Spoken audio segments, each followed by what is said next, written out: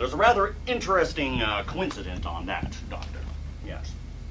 One night, several years ago, I was walking early in the evening, as I usually do, down along Fairfax Street. You know, between 18th and 19th? Yes, you know the place. Good. Well, I just put old Ed Hickey into a taxi, you see, because Ed had been mixing his rye with his gin and just felt that he needed a little conveying, you know. Well, anyway, I was walking along down the street and I heard this voice saying, Good evening, Mr. Dowd. Well, I turned around and there was this big 6-foot rabbit leaning up against the lamppost. Of course, I thought nothing of that because when you lived in a town as long as I have, you know, everybody knows your name. Yeah. So naturally, I went over to chat with him.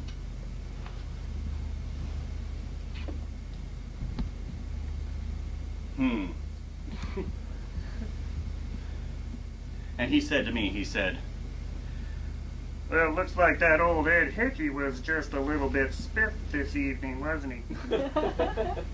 Or could I be mistaken? well, of course, he was not mistaken. I mean, old Ed Hickey was trashed. You know, I think the world of Ed, but he was spiffed. Tank done in, potted. Well, we talked like that for a while, and then I said to him, I said, You have the advantage on me, sir. But I talk like that to people I just met. You have the advantage on me, sir. You know my name, and I don't know yours. And right back at me, he says, Well, what name do you like? Well, I didn't even have to think twice about that. Harvey's always been my favorite name in the whole entire world. So I said to him, I said, Harvey. And this is the interesting thing, because, about the whole thing, because he said, Well, what a coincidence. My name happens to be Harvey. Guess it's time to go back to the sanitarium now. Very well, Le Monde.